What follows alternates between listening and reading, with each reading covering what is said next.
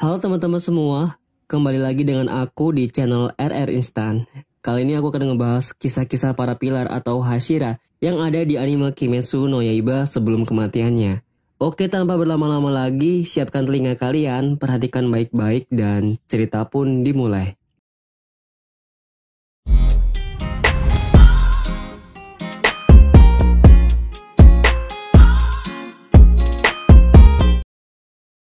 Satu, Rengoku Kyojuro. Kematian Rengoku ini terjadi ketika movie Kimetsu no Yaiba yang tayang pada tahun 2020 lalu dengan judul Kimetsu no Yaiba Mugen Renshahen. Ya, bisa dibilang si Rengoku ini menjadi pilar pertama yang menemui ajalnya ketika menghadapi iblis rembulan atas. Kala itu, Tanjiro, Nezuko, Zenitsu, dan Inosuke pergi menyusul Rengoku untuk menghadapi iblis yang bersarang di sebuah kereta. Mereka ditugaskan untuk mengalahkan iblis tersebut yang bernama Enmu, si iblis tidur. Ya, awalnya Tanjiro, Zenitsu, dan Inosuke kewalahan melawan Enmu, tapi akhirnya bisa dikalahin juga. Terus kemana Rengoku? Padahal kalau dia yang seorang pilar nongol dari awal, bakal lebih gampang ngalahin si Enmu kan? Tunggu dulu ya guys ya, jangan berprasangka buruk. Rengoku bersama dengan Zenitsu dan Nezuko berhasil menyelamatkan 200 orang penumpang yang dijadikan sandera sama si Enmu, yang udah disiapinnya buat dimakan supaya bisa level up gitulah. Jadi bagi-bagi tugas gitu. Nah, pas akhirnya mereka merasa udah menang, tiba-tiba Akaza datang ke tempat pertempuran itu. Tanjiro dan kawan-kawannya udah gak sanggup lagi buat gelut, jadi tinggal tersisa Rengoku yang belum terlalu kecapean. Jadi ya, Rengoku versus Akaza, si iblis rembulan atas itu pun akhirnya terjadi. Walaupun sudah mengerahkan segala kemampuannya, tapi Rengoku tetap kalah dengan lubang besar yang tertinggal di perutnya. Dan itulah penyebab kematian Rengoku, sang pilar api. 2. Selain Rengoku, beberapa pilar menemui ajalnya saat perang besar melawan Muzan, seperti Tokito Muichiro. Muichiro menjadi satu-satunya pilar yang masih sangat muda, ya mungkin masih SMP ya. Dan kematiannya pun bisa dibilang sangat tragis. Muichiro mati di tangan kakek moyangnya sendiri, yaitu Kakushibo. Saat itu, Muichiro, Sanemi, Gyomei, dan Genya sedang menghadapi Kakushibo, iblis rembulan atas nomor 1.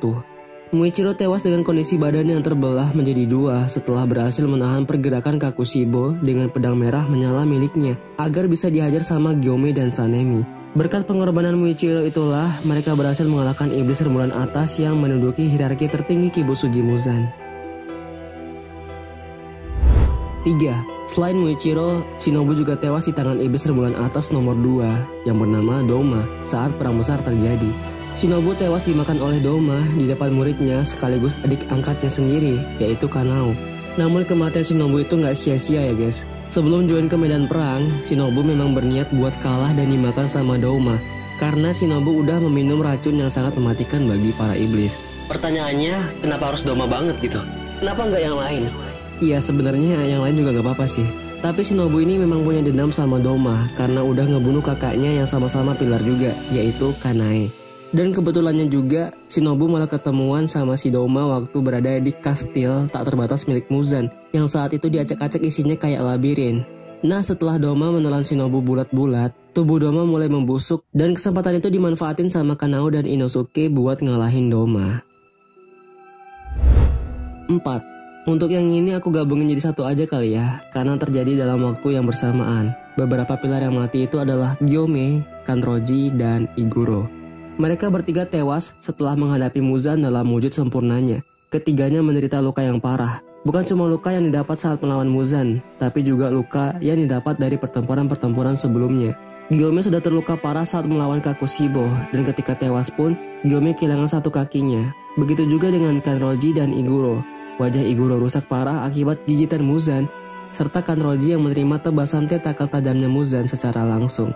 Namun mereka meninggal dengan penuh kebanggaan sebagai pemburu iblis yang sudah bisa mengalahkan Kibutsuji Muzan. Ya, walaupun mereka nggak nyaksiin perubahan iblis yang dialami sama Tanjiro ya guys ya. 5. Yang terakhir ini bonus cuy.